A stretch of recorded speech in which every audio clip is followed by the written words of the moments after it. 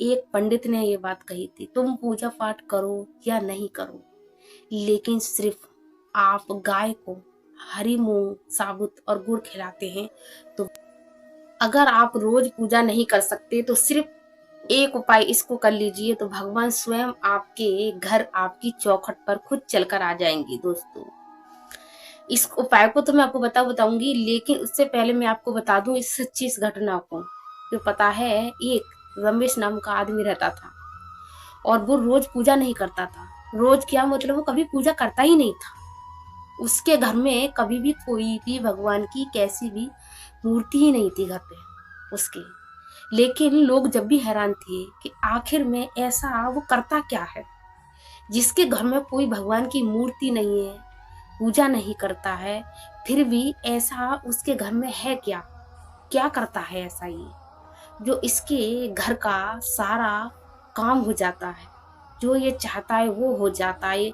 हम इतनी पूजा पाठ करते हैं, हम मंदिर जाते हैं, हम हनुमान चालीसा का पाठ करते हैं, हम शिव जी पे जल चढ़ाते हैं, लेकिन हम जब भी दुखी हैं। और ये बंदा है कि सिर्फ घर से नहीं निकल जाएगा, ना नहाएगा, ना धोएगा, ना पूजा, ना पाठ, ना कभी, और इसके सारे काम हो रहे हैं।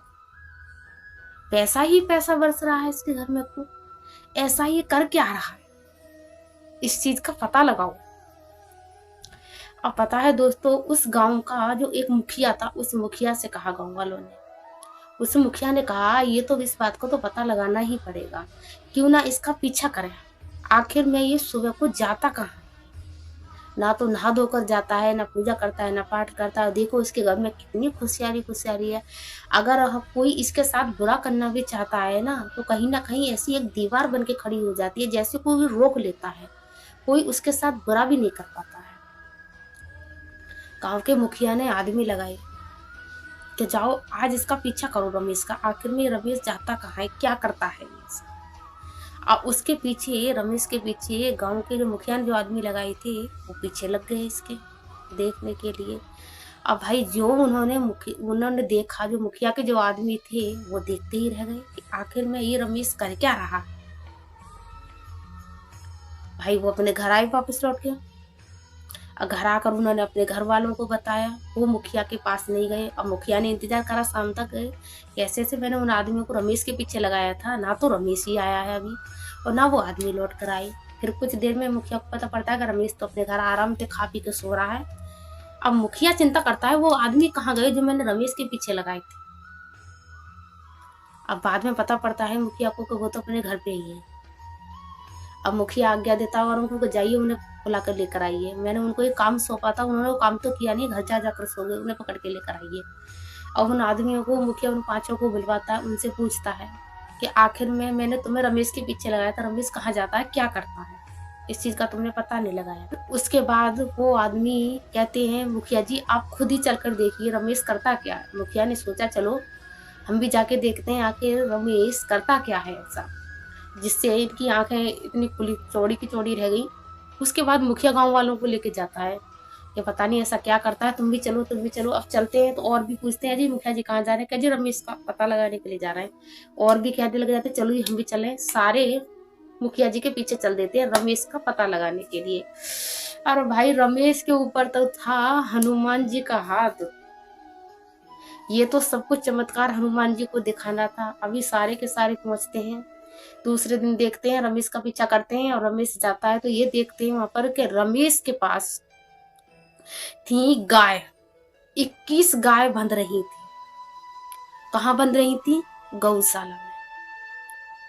अब ये जो देख रहे थे मुखिया जी सिर खुजाकर कि आखिर में गौशाला में 21 गैयों के पास रमेश करता क्या है तो इसके घर में इतनी खुशहाली आ रही है। मुखिया जी वहीं बैठ के सारे खड़े हुए, आखिर हम देख के ही जाएंगे आखिर में गौशाला में करता क्या है। रमेश आता है एक तसले में लेकर मूंग की दाल, हरी मूंग जो होती है, हरी मूंग की दाल, जिसको वो दाल थी भिगोई हुई, जैसे उसको रात को भिगो दिया है, सुबह को इसका पानी निकाल दिया है। एक तसला भरकर मूंग की दाल लेकर आता है, साबुत मूंग भिगोई हुई तसले में, और उसमें लेकर आता है गुड़। अब रमेश उन्हें हाथ में धर धर के अपने हाथों से इस तरीका से यहाँ रख रख कर वो गायों को अपने हाथ से गुड़ और उस मूंग की दाल को खिलाता है गायों को। उन्हें खिलाने के बाद उसके बाद रमेश अपने घर चला जाता और घर जाकर सो जाता। रमेश का हर रोज का यही काम था। मुखिया ने गौशाला में पूछा कि आखिर में रमेश ऐसा करता क्यों है। उन्होंने बताया कि रमेश जब भी यहाँ आता है तो सिर्फ वो मूंग की दाल ही खिलाता है। रात को लेकर रमेश मूंग की दाल को भिगो जाता है और गायों को खिलाता है। अब तो मुखिया जी बड़ी उसमें पड़ गए सोच में को कि आखिर में गैयों को ये मूंग की दाल खिलाकर भगवान से इतने खुश हैं। हम सभी लोग इतनी पूजा पाठ करते हैं और जब भी हमारे साथ कुछ भी अच्छा नहीं हो रहा है। आखिर में रमेश से बात तो करनी पड़ेगी। मुखिया जी ऑर्डर देते हैं, रमेश को घर पर बुलाया जाता है। रमेश घर आता है, जी मुखिया जी। रमेश हाथ जोड़कर खड़ा हो जाता है। सीधा सच्चा इंसान, सिर्फ भगवान की भक्ति वाला इंसान। ये नहीं है कि जो हम हर रोज पूजा पाठ करते हैं, हर रोज आरती गाते हैं, हर रोज हनुमान चालीसा पढ़ते हैं तो हनुमान जी हमारे, हम सामने वाले व्यक्ति को कहते हैं अरे ना नहाता है, ना धोता है, ना पूजा करता है, ये तो पापी है। नहीं, उसके भेष को देखकर उस पर उंगली मत उठाइए, क्या पता वो क्या कर रहा है। ऐसा ही रमेश के साथ था। गांव वाले सभी रमेश को ऐसा ही समझते थे। अब रमेश से मुखिया जी पूछते हैं कि रमेश, तुम गाय को जो मूंग की दाल खिलाते हो और गुड़ खिलाते हो, इससे होता क्या है। उन्हें हम सभी परेशान हैं इस बात से कि आखिर में रमेश कभी पूजा न पाठ कुछ भी करता है, आखिर में इससे होता क्या।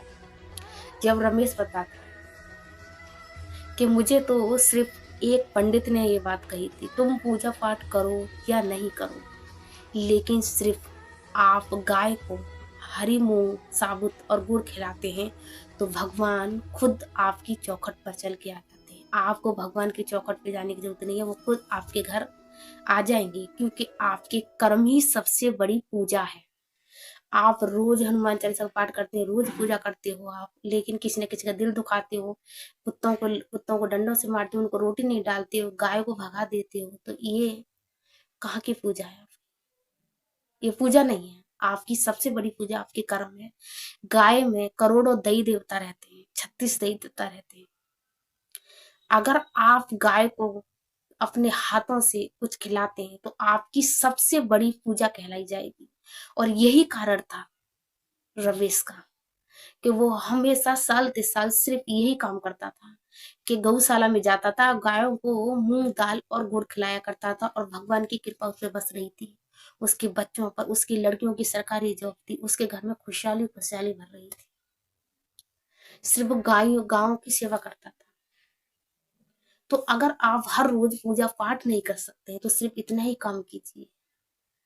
आप रोटी ले लीजिए, चुप करके उसके उसके ऊपर गुड़ रख कर या बूरा रख कर गाय को अपने हाथ से रोटी दे दीजिए, अपना कार्य बोलते हुए। कुत्ते को एक रोटी निकाल दीजिए। चींटियों को आटा लीजिए, तवे पर भून कर थोड़ा सा बूरा डालकर चींटियों को मंदिर में जाकर डाल खिलाइए। आपकी ये भी सबसे बड़ी पूजा है।